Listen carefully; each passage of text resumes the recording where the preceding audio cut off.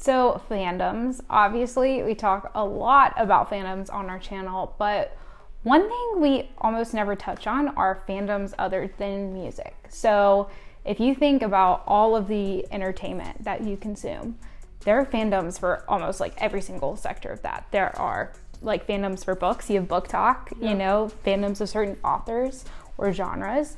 Then you have like TV shows, movies, anime, all of those things. But then I think anyone in the US would say that the top two fandoms in the US are music and sports. And it's been super interesting year after watching this year's Super Bowl and the Chiefs and Taylor Swift and Travis Kelce, how we have seen such a new response to a music fan versus a sports fan. We've seen it been highlighted like within television and social media. So today we're excited to talk about the fangirl versus the sports fan. I'm interested to hear everyone's comments. So like comment your thoughts below because this might be one of the most like I guess controversial videos we've done because people usually have a strong opinion about this. For sure. And I think that you know, whether you're on one side or the other, you have to acknowledge that there's some sort of double standard within this issue and topic. And so that's what we're going to talk about today are the differences and the similarities between fangirls and sports fans and why does that matter and how can we make change for the better in all of this.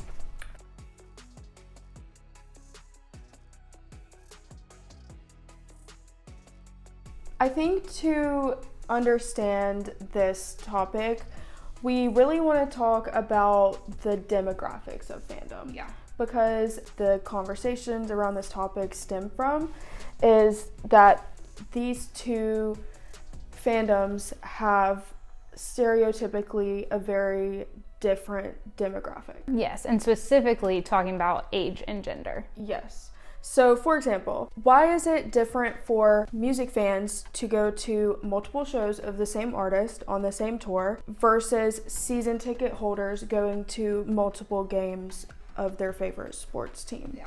Why is it accepted that you can go and see a game multiple times or the same sports team multiple times in the same season, but it's weird for people to go and see the same artist multiple times on the same tour? Also, I think that one of the main examples when I've seen people online having this conversation is why is it accepted for a man or a boy to cry when his favorite sports team loses or doesn't make the championship or whatever, but when a girl cries when she's seeing Taylor Swift for the first time, she's dramatic and crazy and obsessed. It's a very good point. I would argue too that I feel like guys, their mood shifts depending on whether their favorite sports team has won or lost that day, week, month, year, etc. I also think that just how you see like sports fans getting hyped for a game or like yelling and crying, fangirls also do this. I really just like don't understand why there's an argument in the first place because they literally yell and scream in the same way. Okay, you're like chanting go team, like woo, yeah, or whatever. It's the same thing as like people screaming Taylor before she comes on stage. Yeah. Or like having little like phrases that I was you do about in to say songs. like the inside jokes, like I'm thinking specifically of the Nashville Predators, like when they score a song everyone sings the same song and the same chant, and like how is that any different than there's the like, secret things that you say during the T-Swift songs, you know? Yeah. So I think when talking about these things and the demographic of fandom, demographics can sometimes negatively impact an artist when they're defined by their demographic and like the stereotypes that come along with having like a mainly female audience, especially if you're talking younger demographics and you have more female fans. I think that it's like really hard for an artist to break that mold and like reach mainstream audiences because they are stuck in this mold. Totally. Especially when it comes to like boy bands, but people will always kind of see them as like this teeny bopper image. I guess like this mentality has really become prominent with the rise of like the term fangirl. This term has really carried like a negative connotation in media, online, in conversation. Like it's seen as a negative term. I think it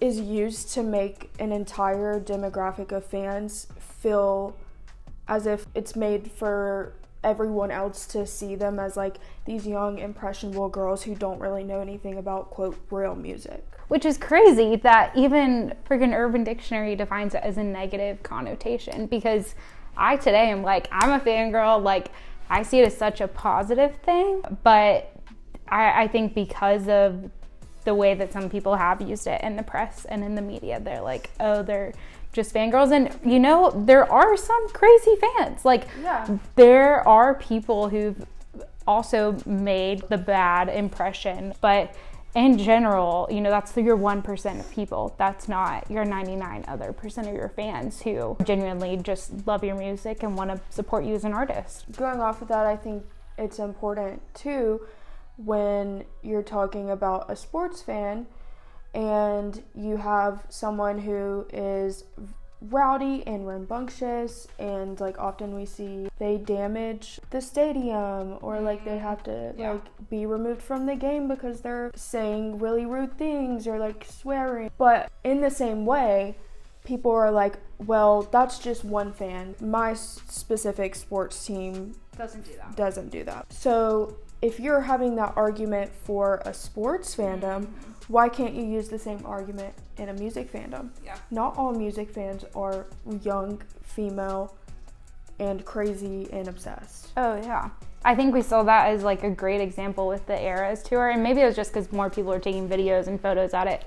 But I feel like you saw a lot of like older people in the crowd, and that just like warmed my heart. So I think that this is damaging, especially like to young female music fans, because the stigma surrounding the term like fangirl and female fandom is really sexist at the end of the day. And like, saying you have no taste. And often I feel as if male sports fans who know a lot about their player, know their stats, like their throwing percentage or whatever the numbers are for sports fans. I'm not an expert, but they're regarded as experts.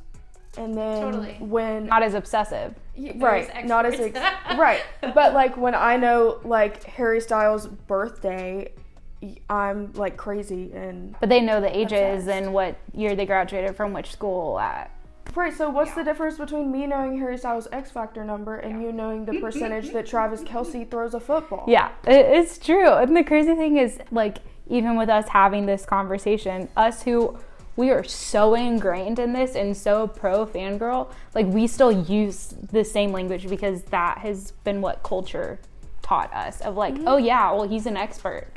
But like, oh, well, but we would call a girl obsessive. Like, you know, it's something that we all have to be like mindful of and make sure that we're not using the negative connotations to things that should be really empowering. I also think that people don't think about that women connect and experience music in a different way than men do. Yeah. Like understanding that women connect and experience certain genres or artists differently, or they connect more with like a specific genre of music versus like traditionally men do, is the first step in understanding that this stigma is like dumb, you know, like, and ending the stigma in music and fandom and sports or whatever.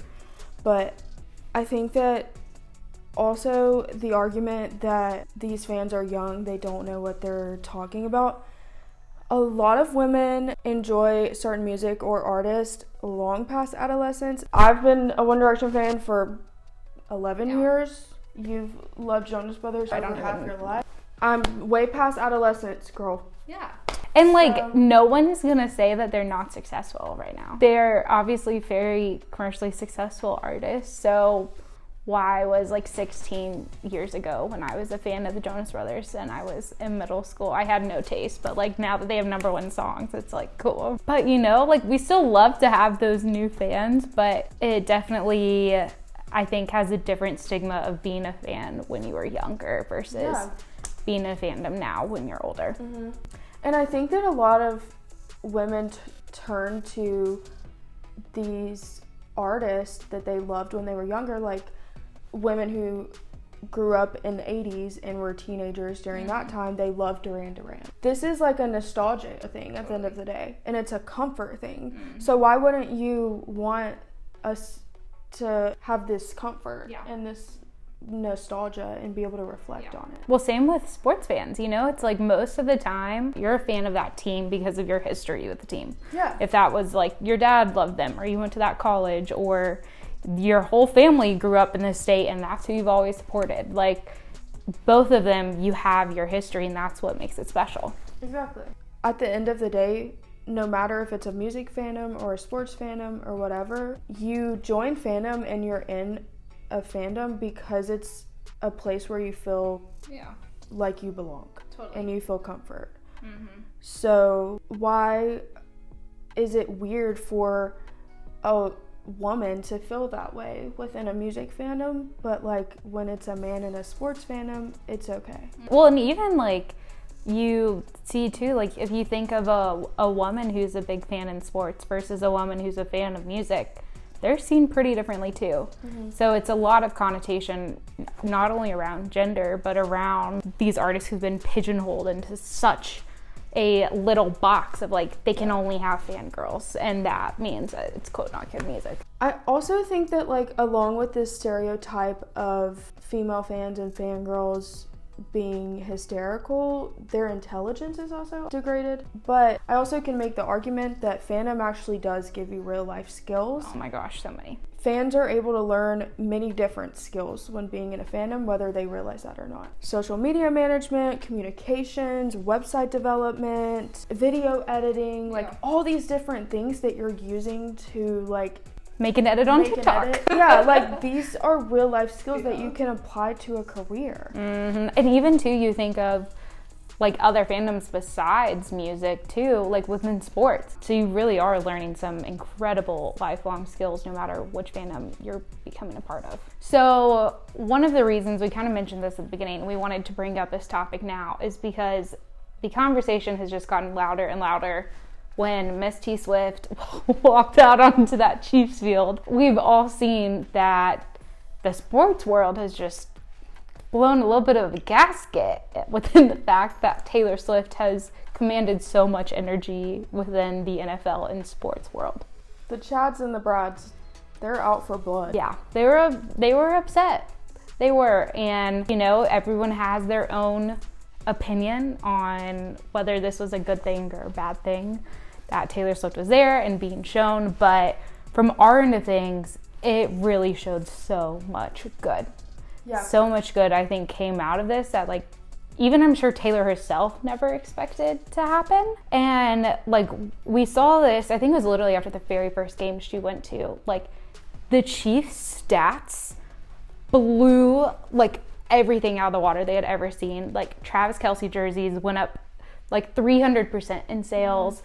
Their social media went up in following. Like even the NFL following was growing, and the watch percentage like of female watchers grew. I forgot how much it was, but like substantial percentages because of this. This past Super Bowl a couple weeks ago was the most watched Super Bowl of all time.